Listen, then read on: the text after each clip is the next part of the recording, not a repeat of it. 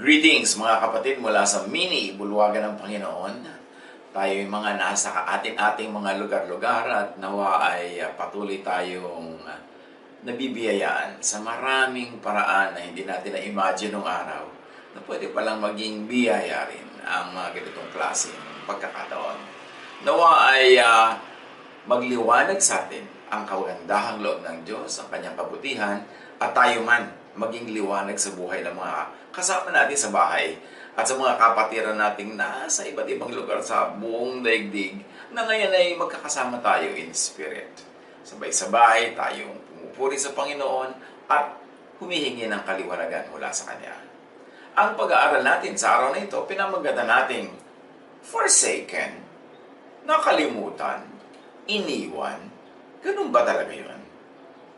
Mark 15:33-34. Noong si Jesus ay nakapako sa krus, nagdilim sa buong lupain mula sa tanghaling tapat hanggang sa ikatlo ng hapon. Nang ikatlo na ng hapon, sumigaw si Jesus, Eloi, Eloi, lema sabachthani, na ang kahulugan ay, Diyos ko, bakit mo ako pinabayaan? My God, why have you forsaken me?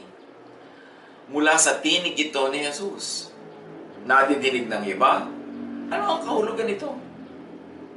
Jesus was asking God why God has forsaken him. Was he really forsaken by God at that moment? Mark 15:35, narinig ito ng ilan sa mga nakatayo roon at kanilang sinabi, pakinggan ninyo, tinatawag niya si Elias. Of course, it was a mistake, a mishearing, a misunderstanding.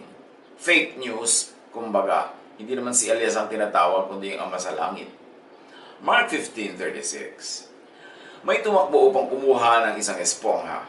Ito isinawsaw sa maasim na alak, inilagay sa dulo ng isang patpat, at ipinasipsip kay Jesus.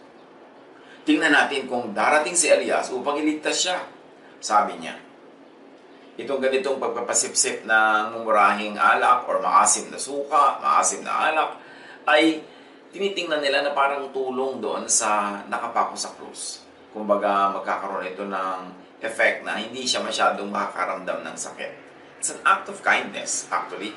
At pagkatapos sabi nila, tingnan natin kung darating nga si Elijah o si Elias. Was it an honest question or a mockery? Hindi natin alam. Pero sa mga ganitong pagkakataon, kung minsan nahihirapan na nga ang kapwa, meron pang manlilibak. Mockers mock, kahit gaano kagrabe ang sitwasyon. At ang dalangin natin, huwag tayong matoksong magpunta sa department na yan, na maging mocker, maging palakantsaw, sa kabila ng hirap na nadadanasan ng marami sa ating kapaligiran.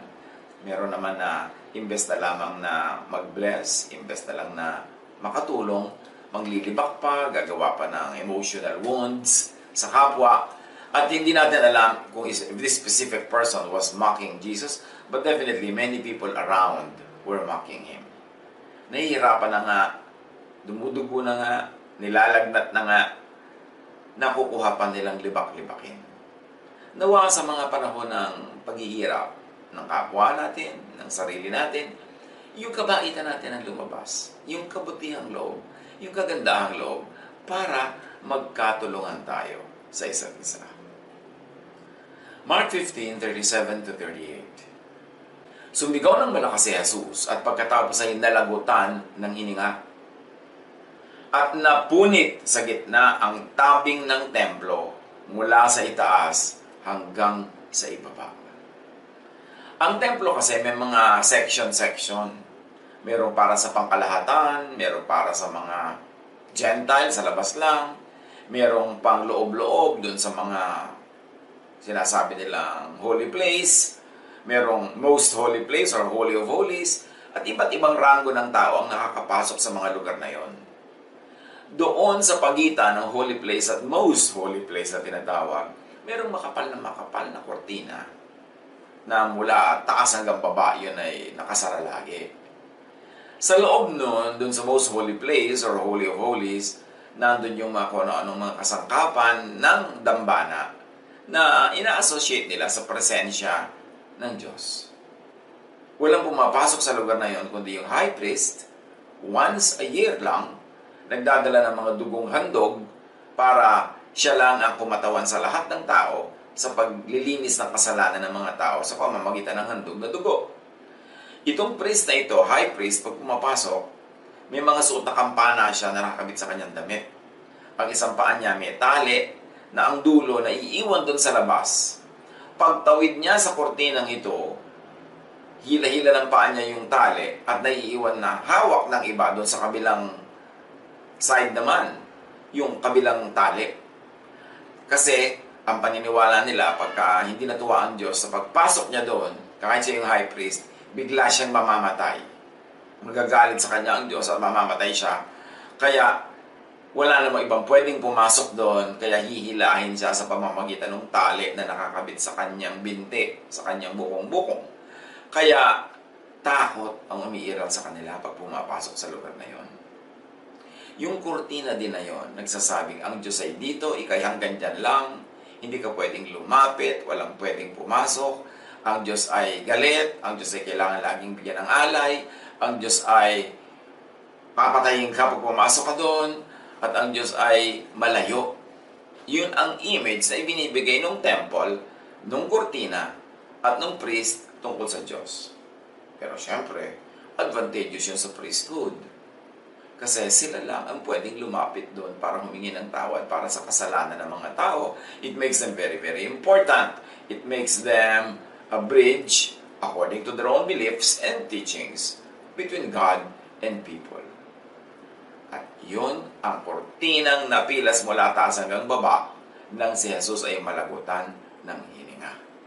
Anong ibig sabihin yan? God had not forsaken nor abandoned Jesus. Tulad ng tanong niya, why have you forsaken me? Ang ibig sabihin na nahati ang kortinang ito at napilas, God was at work. God, in fact, was at teamwork with Jesus. God, through the work He let Jesus do and finish, was breaking down the wall of hostility between God and people as instituted by the temple. Kung paano nalagay yung kurtina na yan dyan, sino nag-imbento ng katuroan na yan, at sino ang nagpairal niyan, is not within our lesson today. Pero ang mahalaga, makita natin na nung araw naman nagdadasal sila Noah, isang tumpok lang ng bato, maglalagay sila ng offering, tapos na, di ba? Wala namang temple, wala namang kurtina, walang priesthood. Yung mga tao, magdadasal lang sa mga sulok-sulok dyan, sa lugar-lugar, pwede na sila makipagdinig sa Diyos. Pero pagdaan ng panahon, yung relihiyon ng Israel na-develop, naging more and more complicated. At nung naging napakalakas na ng priesthood sa Jerusalem, under the sponsorship of the monarch, nagkaroon na ng sari-saring kanyang mga katuroan, lumayo na ng lumayo ang paghawak nila sa pananalig tungkol sa Diyos, at ngayon nagkaroon na ng kurtina na nagdi-divide between God and people. Ang tagal din na pinagtiyagaan ng Diyos yung kurtina na yon, sapagkat nami-misrepresent siya. Nagmumukha siyang hindi mabait, handang pumatay pagka nainis. Yun ang presentation sa kanya ng relihiyon. Kaya ibinadala ang Panginoong Yesus upang ituwid ang mga baluktot na paniniwalang ito, upang liwanagan ng madilim, itama ang mali. At kaya naman yung priesthood nagalit kay Jesus. Because Jesus was democratizing God. Jesus was praying alone in quiet places, sa tabi ng bundok, sa mga bahay-bahay. Ang sinabi niya sa mga tao na magdasal kayo sa kwarto nyo, manahimik kayo. In other words, hindi sa loob ng temple. So nawawala ng franchise, nawawala ng control yung temple sa religious life ng mga tao ayon nila kay Jesus. At marami pa si Jesus na ibang itinuro na kabaligtaran ng mga itinuturo nila sa kanilang relihiyon. Kaya hindi nila gusto si Jesus. In fact, hated nila si Jesus. At nang si Jesus ay nalagutan ng hininga, hindi siya iniwan ng Diyos. May ginagawa ang Diyos kasabay sa nangyayari sa Kanya. Nilagot din ng Diyos ang hininga ng temple, ng exclusive priesthood, ng exclusive section ng area ng holy place, most holy place. May pang Gentile, may pang babae, may pang lalaking section. Lahat yan ay dinurog ng Panginoon. Kaya God was at work. God did not neglect Jesus. He let Jesus finish the work that Jesus began. Luke 1:68, purihin ang Panginoong Diyos ng Israel. Tinulungan niya at pinalaya ang kanyang bayan. Yan ang ginawa ng Diyos. Pinalaya mula sa kortina, pinalaya mula sa sections, pinalaya mula sa temple at sa priesthood. Romans 3:25, siya ang inialay ng Diyos bilang handog upang sa pamamagitan ng kanyang dugo ay mapatawad ang kasalanan ng lahat ng sumasampalataya sa kanya. In other words, pinilas, hiniwa, ginupit, binuksan ang kortina at ipinasok doon ang dugo ni Jesus na kalalagot-lagot lang ng hininga. Yun ang dugo na higit pa, hindi lang ay katumbas nung dugo na ipinapasok ng high priest once a year. Kaya sabi sa Bible, with just one act, He finished once for all the work of sacrifice for the forgiveness of sins. So sinira yung kurtinang yon, si Jesus mismo ang pumasok at dinala ang kanyang sariling dugo para sa kapatawaran ng kasalanan ng lahat. And Paul interprets the meaning of Jesus' death that way. Nasabing gano'n, yang dugo ni Jesus, kaya itinigis, yan ang kapalit ng mga dugo ng hayop na ini-offer ninyo. Pero higit pa dyan, ito'y once for all, hindi kailangang ulit-ulitin. God tore the dividing curtain. God, through the work He let Jesus do and finish, was bringing God and heaven to people.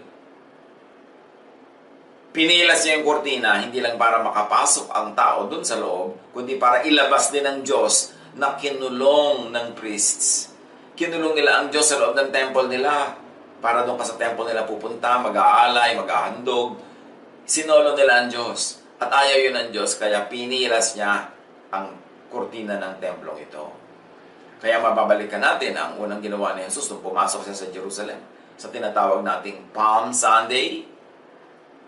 Nag-aabang ang lahat. Anong gagawin ni Jesus? Makapigil hininga. Dumating siya very dramatic. Nakasakay siya sa asno, sinulubong siya ng mga tao bilang hari, nag-declare ba siya ng revolution against Rome, nagtatag ba siya ng bagong bayan ng Israel, ng bagong gobyerno? No.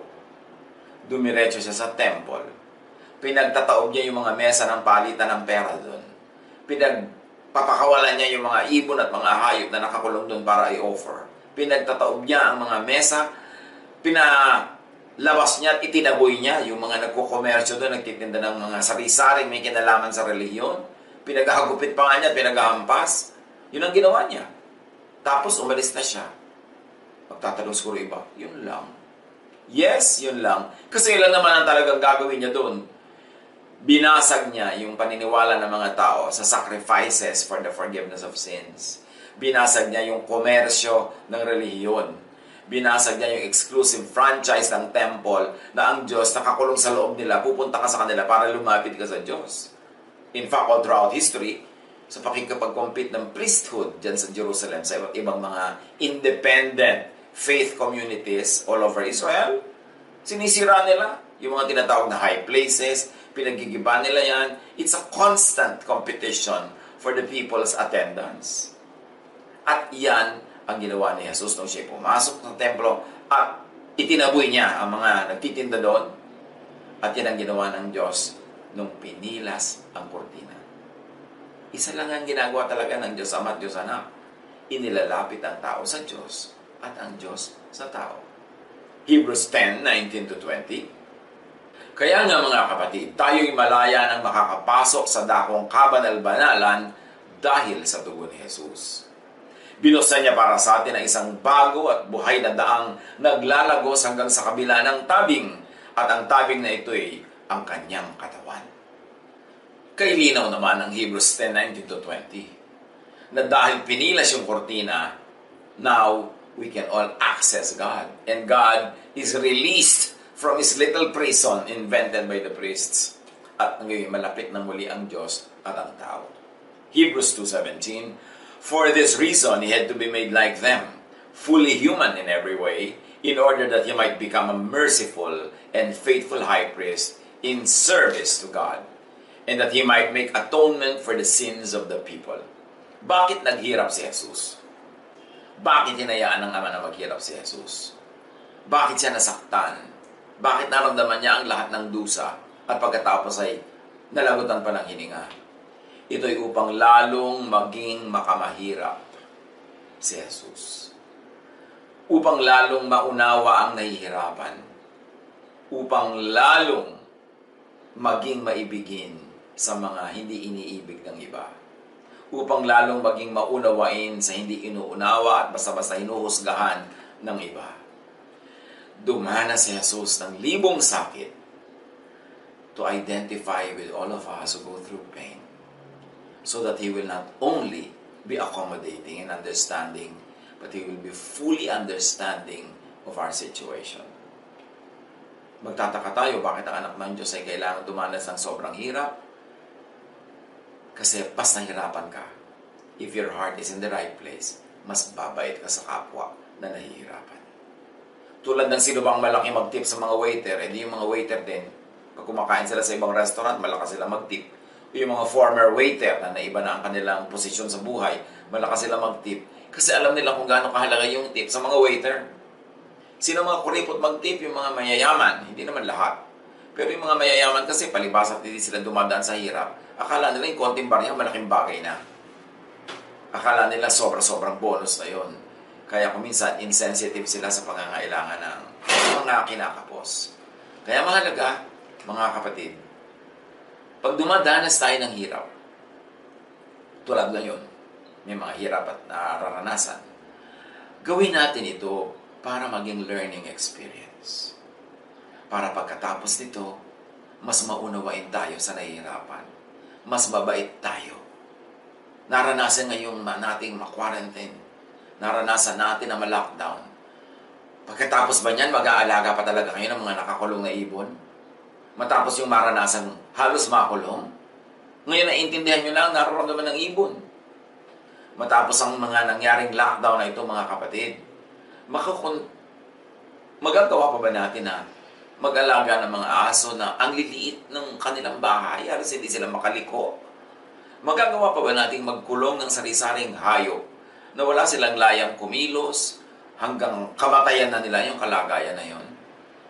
Matapos ang lahat ng naranasan natin ngayon sa lockdown, sa quarantine, doon natin mauunawa kung bakit sabi ni Jesus, pagpapalain kayo pag dinadalaw nyo ang mga may sakit, ang mga nasa kulungan, pag dinadalaw ninyo sila. Kasi hindi sila pwedeng lumabas. Kung hindi nyo sila pupuntahan, hindi na kayo magkikita-kita pa. Kaya napakabait ni Jesus sa mga nakakulong. Napakabait ni Jesus sa mga may sakit. Kasi parang kulungan din yun. Parang yung demoniac na nandun sa kuweba, yung libingan, iniiwasan siya ng mga tao, pinandidirihan, kinakatakutan. Sinadya ni Jesus. Kasi ayaw ni Jesus na may nag-iisa. Ayaw ni Jesus na may napupwera, nakukulong. Kaya nawa itong ating mga nararanasan ito, bagamat hindi naman talaga sobrang hirap compared sa nararanasan ng ibang tunay na nakukulong, maging sensitive tayo and understanding of people's situation. Ngayon nakikita natin na kung paano kailangan mo palang may pagkain ka sa bahay, may stock ka sa bahay.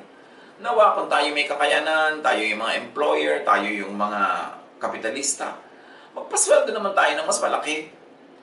Mag-invento tayo ng profit sharing schemes para yung mga workers natin. Kung nagkakaroon ng ganitong sitwasyon, may sobrang pera man lang sila na naiipon, na naka-imbak para gamitin nila sa emergency. Hindi yung halos malagot-lagot na yung hininga nila sa daily wage lang, na pagka walang sweldo bukas, gutom na agad, bukas agad. Agad-agad. Dapat nating improve ang ating economy para mahango ang maraming mga tao sa hirap, para pag may mga ganitong mga crisis, mas equipped naman yung mga tao to cope, to survive, and up to a point even to find some enjoyment in such a difficult situation. Nawa may lesson sa atin itong pagiging halos ay tayo'y nakalagay lang sa isang lugar at hindi tayo makapag-aalis. Maunawa natin yung mga taong nananabik sa mga mahal nila sa buhay, hindi sila makakita ng pagkakataong magkita-kita. Yung mga OFW, na ang tagal-tagal na nasa barko, nasa abroad, hindi nila nakakabiling ang kanilang pamilya. O ngayon, nararanasan natin kung sakaling nahiwalay tayo sa ating mga mahal sa buhay o sa ilan sa mga mahal natin. Pero, ano gagawin natin doon? So, huwag na natin masyadong hingan o asahan yung mga OFW. Magtrabaho tayo ng sarili nating kita para hindi natin hingin yung kita nila. Para makauwi na sila agad, natapos na yung pag-abroad nila, makasama nila ang kanilang pamilya. Ang dami-daming pwede natin maging kabaitan sa isa't isa. Kung mag-iisip lang tayo, ibabase natin sa discomfort, sa inconvenience na nararanasan natin sa mga panahong ito. So Jesus had to go through all that because that would make Him a kinder, a more loving Savior and friend. Nawa ganun din ang maging effect sa atin. At tulad ng sinabi natin, hindi pinabayaan ng Ama ang anak. God was at work, in teamwork with Jesus. Matthew 27:51-53. Biglang nahati ang tabing ng templo mula sa itaas hanggang sa ibaba. Nayanig ang lupa at nabiyak ang mga bato. Nabuksan ang mga libingan at muling nabuhay ang maraming banal na namatay. Kagila-gilalas. Lumabas sila sa libingan at nang muling mabuhay si Jesus, sila'y pumasok sa banal na lungsod at do'y marami ang nakakita sa kanila. Kagila-gilalas ang nangyari. So God was at work. May mga binuhay siyang mga dating nalibing na at inabangan nilang mabuhay muli si Jesus. At nung mangyari yon, hindi lang si Jesus ang nakakita, sila man ay pumasok sa lungsod at maraming nakakita. Wala nga lang follow-up report ito sa mga Gospels. Magandang i-explore kung ano ang naging bunga ng appearances nila na ito at kung ano ang kinahantungan nito. Suffering could make one think that God has forsaken them. So thus, separation and isolation, hunger and thirst, pain, physical or emotional pain. But this is only a human impression. Kuminsan dahil sa lungkot, dahil sa takot, minsan dahil sa gutom at uhaw, dahil sa inconvenience, o dahil sa mga sakit na nararamdaman at mga iba't ibang uri ng sakit, naiisip ng iba, wala yata ang Diyos. Iniwala yata ako ng Diyos. Hindi yata tayo nadidinig. Baliwala yata ang ating mga panawagan. Tulad ng nangyari sa Mark 4:38. Nung may bagyo, nasa bangka sila, takot ang mga alagad ni Jesus. Jesus was in the stern, sleeping on a cushion. The disciples woke him and said to him, "Teacher, don't you care if we drown?" Ganon din yun. Have you forsaken us? You are in another world, in your world of sleep, in your dream world. Tapos kami, hirap na hirap ang loob namin dito. Lulubog na tayo. But then and now, in the story on that water, in the lake, and in the story on the cross, God knows. God cares. God is in control. And God could only be at work, though unseen. Kung minsan natutokso tayo mag-isip kung nadidinig pa tayo ng Diyos, natural, kasi hindi siya bingi. Nakikita ba tayo ng Diyos? Yes, because God is all-seeing. Magtiwala tayo. Kasi hindi naman siya isang automatic buton na pag pinindot natin, dapat may service na. Aandar na. God has His own time. And God is always loving us. God always cares. So kung naiinip, nagtatanong, magtiwala, and get preoccupied with many productive, beautiful, godly work. Kung nahihirapan tayo, mag-isip tayo kung paano mapapaginhawa ang hirap ng iba. Kung naiinip tayo, libangin natin ang iba at ang ating mga sarili. Pero huwag tayong magduda, ni isang saglit, na tayo iniwan o kinalimutan. Tulad din ng mga disciples, sabi nila kay Jesus, "Don't you care?" Ang dapat tatanong nila, bakit tayo natatakot ng sobra? Kasama natin itong si Jesus. 1 Peter 5:7, "Cast all your anxiety on Him because He cares for you." Hindi naman masama na nervyos hindi naman masama na magtanong, hindi naman masama na mag-isip. Pero huwag niyong patagalin yan. Sabi nga ni Martin Luther, You cannot stop birds from flying over your heads, but you can stop them from nesting in your hair. So, hindi mo naman mapipigil na may tumatawid sa iyong isip ng mga, kung minsan ay mga pangamba, minsan ay duda, kung minsan ay panghihina ng loob. Pero patawirin mo lang yun kung patagalid. Palampasin mo agad at ibalik mo ang tuon ng iyong pansin sa Diyos na nagmamahal sa ating lahat, alam ang kanyang ginagawa, at siguradong may ginagawa. Isaiah 12:2. Tunay na ang Diyos ang ating kaligtasan.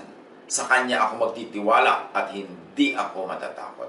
Sapagkat ang Panginoong Yahweh ang aking kapangyarihan at kalakasan, Siya ang aking tagapagligtas.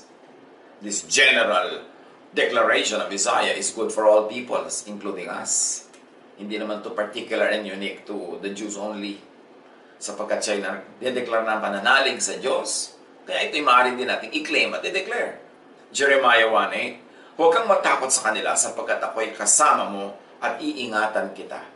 Akong si Yahweh ang nagsasabi nito. Pwede rin natin i-claim yan. Kasi it's a very general promise of love and care.